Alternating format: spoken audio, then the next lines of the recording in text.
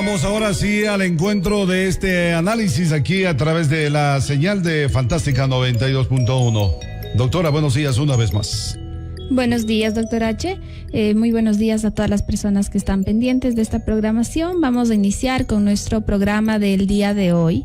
Justamente en Narrativa Ecuador nosotros hemos podido dialogar de varias ideas que están realmente poniéndose en juego durante esta época de cuarentena.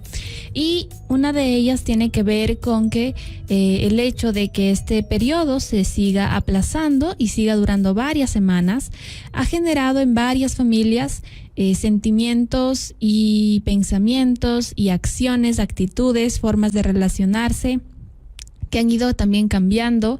En algunas familias se han ido exacerbando algunos conflictos, en algunas otras ha sido el espacio para generar nuevas relaciones distintas, más funcionales, con más cercanía.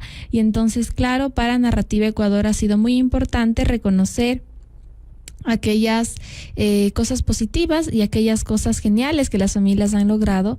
Sin embargo, también ha sido importante para nosotros identificar aquellos síntomas que se están presentando en cada una de las personas, porque lo que pasa muchas veces es que los seres humanos en ocasiones podemos siempre esperar que los psicólogos se enfoquen en una rama que es parte de la psicología organizacional, que tiene que ver con la motivación. Y entonces muchas personas piensan que la psicología solo es eso, ¿no? Que un profesional nos diga, vamos, tú puedes, dale, esto se va a lograr. Y claro, realmente ese es un elemento que se ha ido tergiversando mucho en la psicología, porque la psicología es una ciencia y la psicología necesita, por supuesto, que los seres humanos se construyan con bienestar. Más para construirse con bienestar hay un proceso previo de construcción, de participación, de acción, de mucha intencionalidad de las personas y de las familias, más allá que un mensaje motivador de los profesionales y muchas veces, lamentablemente, ni siquiera de profesionales de la salud mental. Y entonces, para Narrativa ha sido muy importante brindarles este mensaje a las familias, porque creemos que también es importante que las familias puedan discriminar y filtrar entre los profesionales a quienes van a escuchar y a quienes les van a dar el poder de asumir esas recomendaciones para ponerlas en juego en su vida. Y claro, una de esas recomendaciones ha partido de que siempre es importante entender que quien puede participar de nuestra vida, de nuestro desarrollo a nivel individual y familiar es un psicólogo especializado, que ha estudiado, que conoce de la ciencia. Y tener cuidado con los coaches. Lamentablemente en esta época de cuarentena hemos visto muchísimo en redes sociales que hay muchos coaches que ofrecen espacios para dialogar y claro, no son psicólogos de profesión, tienen cualquier otra profesión y han hecho un curso de algunas semanas en coach y claro, en coaching y claro, esto dificulta muchísimo que las personas que van a escucharles puedan acceder a información realmente profunda, entendida en una forma cíclica, entendida desde las profundidades y entendida también en cuáles van a ser las consecuencias, ¿no? Entonces la psicología va más allá de solo técnicas o de solo respuestas simples. La psicología, al ser una ciencia, tiene que ver con muchos procesos de reflexión realmente, y eso es lo que Narrativa comparte con las familias, procesos de reflexión, procesos profundos que parten justamente de una reflexión grupal de varios psicólogos, que queremos brindarles a ustedes las mejores perspectivas de lo que está pasando actualmente y en ese sentido también las mejores recomendaciones psicológicas y profesionales. Entonces, claro, como les he venido diciendo, lamentablemente hay muchas personas que, claro, lógico, frente al momento que estamos viviendo, sienten mucho malestar y sienten muchas emociones y hay situaciones difíciles, hay distintas variables en las familias y lógicamente eso ha generado mucho malestar en las personas. Y eso no tiene por qué ser un aspecto para ser juzgados o para que sean tachados por la sociedad, tan solo están sintiendo malestar y no han logrado manejarlo de manera adecuada. ¿Por qué para narrativa es muy importante aclarar el tema del coach? Porque nos hemos dado cuenta que hay muchas personas que presentan diferentes síntomas. Y los síntomas, pensemos en que es como una persona que tiene fiebre. Cuando una persona tiene fiebre, generalmente la fiebre es un síntoma. Por ejemplo, dentro de los síntomas del COVID-19, la fiebre es un síntoma. La fiebre no es la enfermedad en sí misma, es un síntoma. Y es exactamente lo mismo en otros niveles. Cuando una persona presenta fiebre, la fiebre no es la enfermedad, es un síntoma, y la enfermedad realmente es una infección intestinal, alguna infección tal vez respiratoria. Y entonces, en ese sentido, lo importante de entender aquí es que hay muchos síntomas que las personas presentan. Justamente, son síntomas, son expresiones del malestar que nos dicen: ayúdame, necesito ayuda, necesito hacer algo, necesito mejorar como ser humano. Y claro, muchas veces, lamentablemente, cuando estas personas no pueden acceder a un profesional de la salud mental calificado y dicen, bueno, tal vez el coach me va a ayudar, lo que hace el coach solamente es como a nivel superficial esconder esos síntomas y no se resuelven realmente a nivel profundo. Y entonces esto es muy grave porque lo que pasa es que si nosotros tapamos un síntoma, imaginémonos que es como algo que intenta salir de la tierra y nosotros le tapamos con más tierrita. Y le decimos, no pasa nada, tú vas a poder, tú vas a salir, te va a ir súper bien, tú eres fuerte, cree en ti. Y entonces yo tapo ese malestar con tierrita, y lo que pasa es que como hay algo que está ahí adentro y que necesita salir, pues entonces va a buscar otro sistema de fuga, de otra forma, distinto, y lamentablemente muchas veces esos síntomas que no son manejados de manera adecuada, o sea que no los permitimos salir o que los tratamos de esconder, pueden generarnos síntomas más fuertes ya a nivel corporal. Y entonces hay personas que tienen muchas enfermedades psicosomáticas, que son enfermedades relacionadas o cuyo origen tiene que ver con las emociones de los seres humanos, con el mal manejo de estas emociones, con el malestar acumulado. Y entonces ahí tenemos dolores de cabeza, muchas veces dolores de cuerpo, dolores de espalda. Y entonces imaginémonos para una persona que está en cuarentena y tal vez está agripada y ya siente dolor de cabeza y además siente dolor de espalda, puede empezar a confundir muchos de esos síntomas con origen psicosomático como si fuesen parte de una enfermedad del COVID-19, y entonces por supuesto que eso va a generar mayor tensión, mayor estrés, nos vamos a preocupar, y entonces por eso es que es muy importante manejar las emociones a tiempo. Por eso es que es muy importante hacer un buen proceso de manejo emocional, reconociendo, asumiendo, poniendo en juego recomendaciones de profesionales de salud mental. Esto para nosotros es muy, muy importante. Y entonces yo les quisiera compartir también parte de este espacio algunos síntomas que nos hemos dado cuenta que son los más comunes dentro de estos espacios de cuarentena. Y estas ideas son algunas, sí son muy, muy preocupantes, pero por supuesto el objetivo de contárselas a ustedes es que ustedes, si reconocen esto en ustedes mismos, pues puedan hacer algo, ¿verdad? O si se dan cuenta que tal vez alguno de estos síntomas presenta algún integrante de su familia, entonces ustedes también puedan ser un apoyo, le puedan recomendar un espacio terapéutico, le puedan recomendar buscar ayuda, o ustedes puedan o podrían también construir un espacio de diálogo con esa otra persona para favorecer su expresión emocional.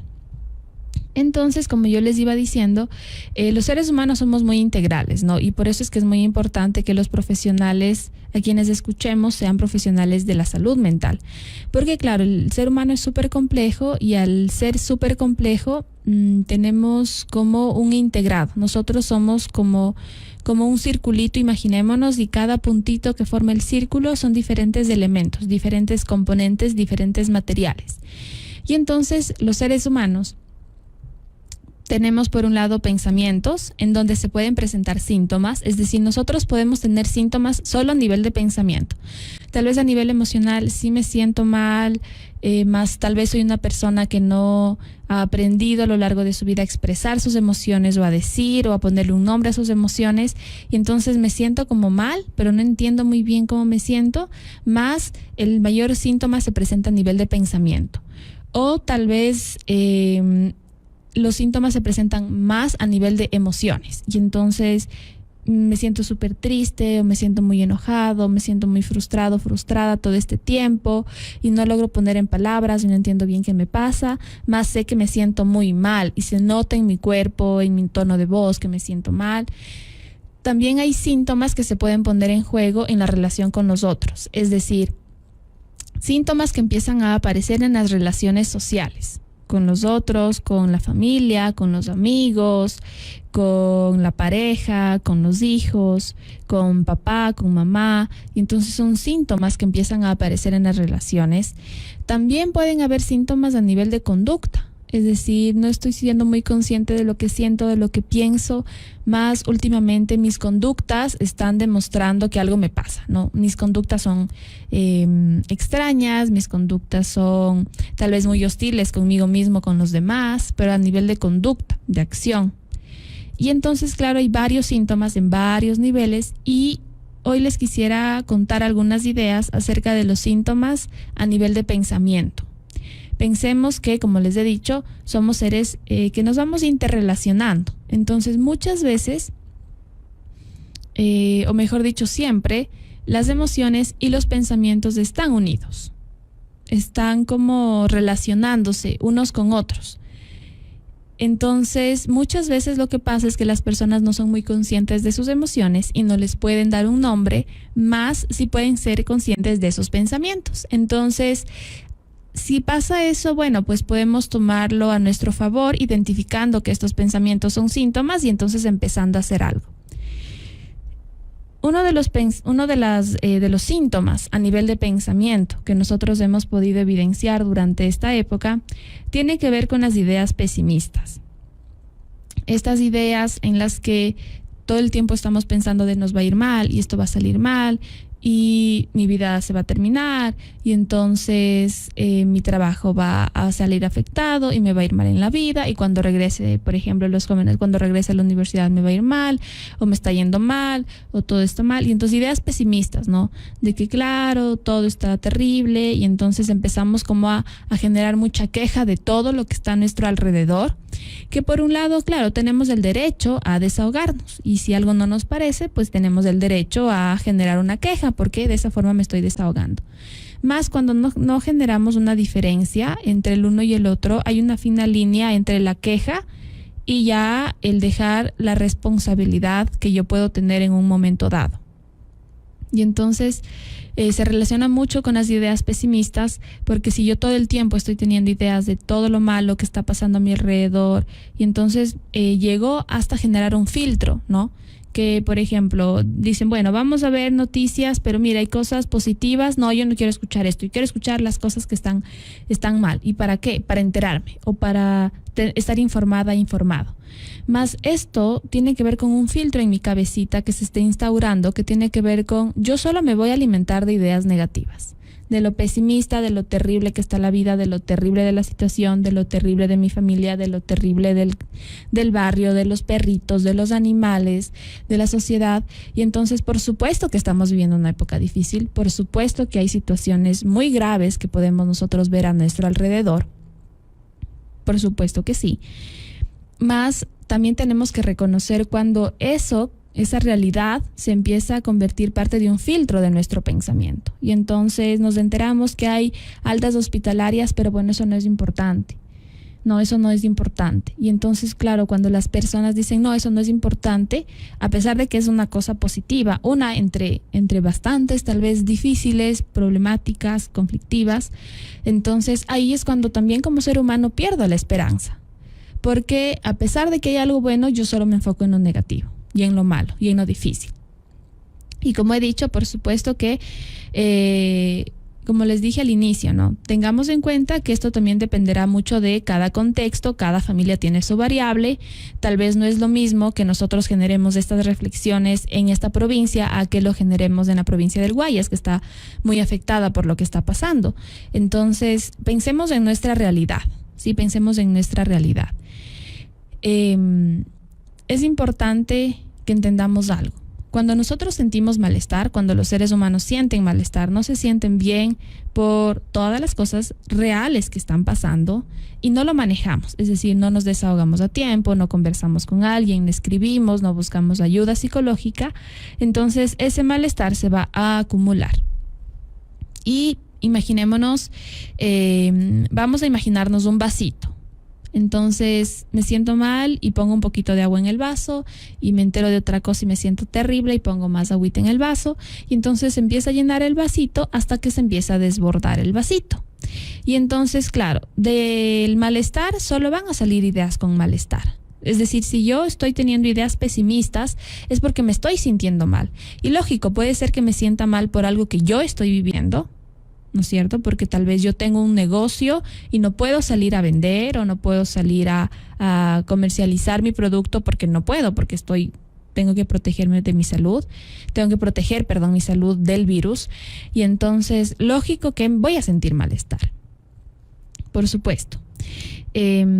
Más ahí tenemos que tener en cuenta algo que tiene que ver con que este es un espacio, la cuarentena es un espacio que se puede convertir en una oportunidad también. ¿En qué sentido puede ser una oportunidad? En el sentido de que tal vez esas cosas que yo no podía hacer antes, cuando yo salía a comercializar, a vender, a ejercer mi espacio laboral, tal vez ahora las puedo hacer en casa. Y eso puede implicar muchísimas cosas. Y entonces, por ejemplo, lo que pasa es que muchas personas no le dan tanto valor al, por ejemplo, organizar la casa que al ser productivo en un negocio.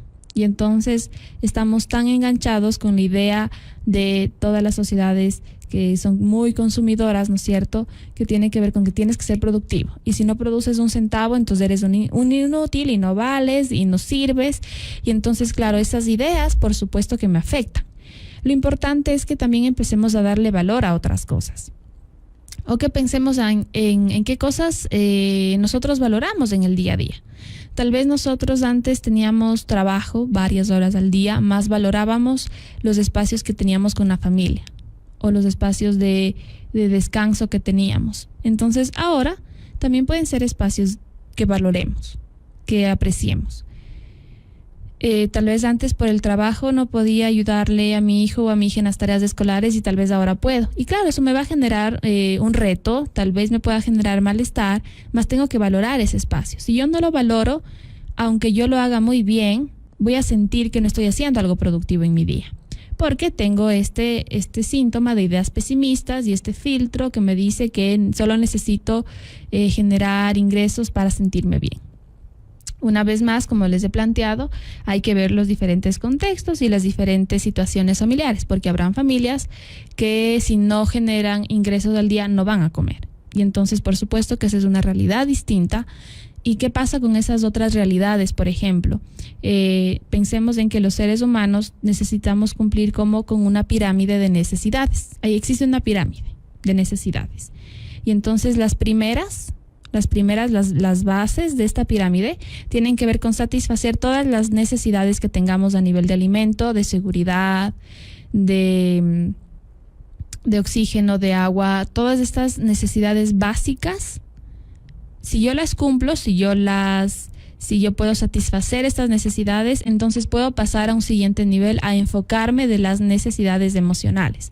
Entonces es muy lógico que para las personas, si hay algunas familias que tal vez nos están escuchando y que están pasando por una situación así, tal vez digan, bueno, yo no puedo pensar mucho en mi malestar o en mi bienestar, porque más bien estoy preocupado por el dinero y estoy enfocado en el dinero porque mi familia no tiene que comer.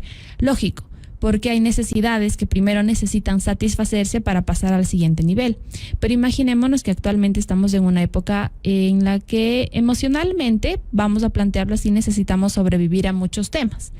Y entonces aquellas personas que estén pasando por esta situación, que por supuesto es lamentable, necesitamos también entender que, bueno, tal vez para generar un ingreso, para buscar ayuda, para pertenecer a algún espacio de donaciones o para recibir donaciones de alguna institución, etcétera, también necesito un poco de ideas nuevas, ¿no? De cómo buscar ayuda, o necesito estar un poco tranquilo para que, además de tal vez las carencias sociales o las carencias físicas, esto no nos afecte mucho más como familia. Y entonces también es importante darle valor a esas relaciones afectivas que podemos tener dentro del hogar, porque claro, ese también es un recurso que podemos tener, aunque lamentablemente no sea un recurso económico, puede ser un recurso emocional, un recurso social, en el cual podemos desahogarnos juntos y decir, bueno, nos preocupa porque no tenemos ciertos ingresos, o nos preocupa porque estamos pasando por una situación difícil,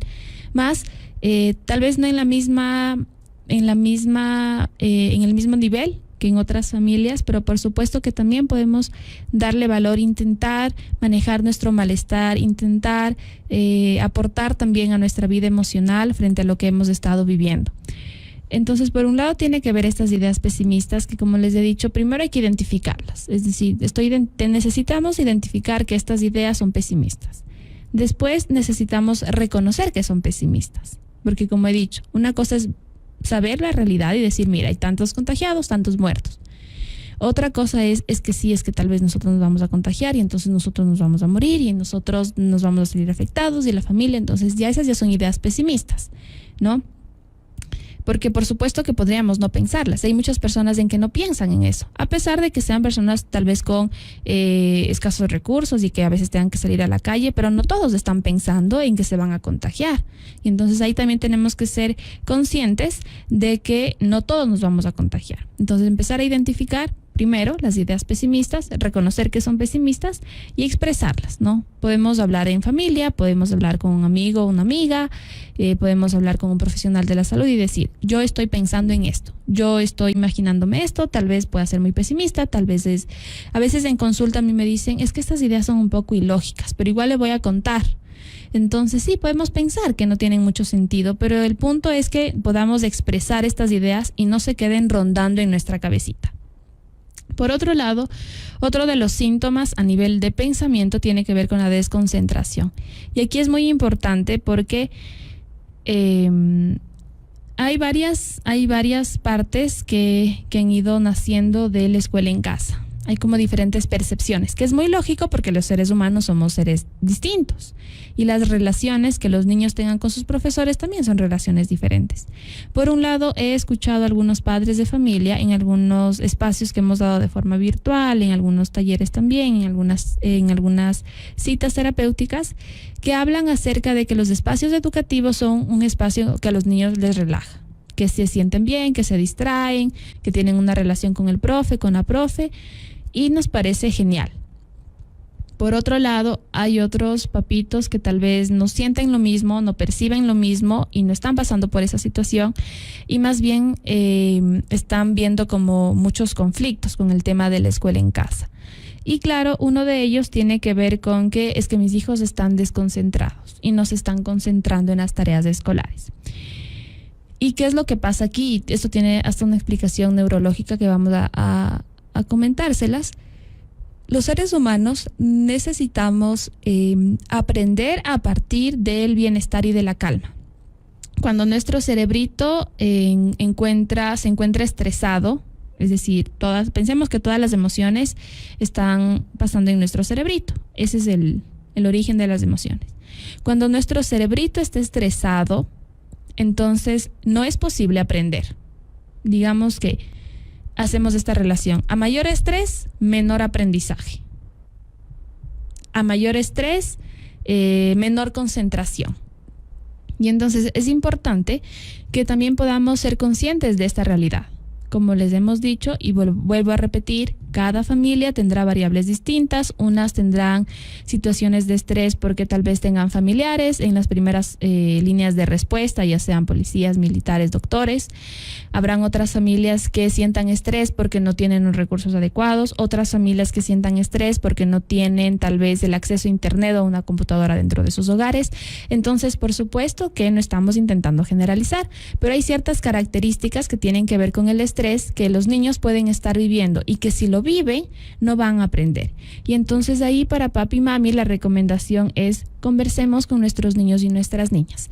Si no es posible conversar porque están muy chiquitos, utilicemos el juego, utilicemos alguna actividad lúdica, alguna actividad en familia, para poder ir poco a poco y de manera muy natural, de manera muy relajada, conversar también de tal vez cómo los adultos nos estamos sintiendo, porque recordemos que los niños aprenden de lo que papi y mami hacen.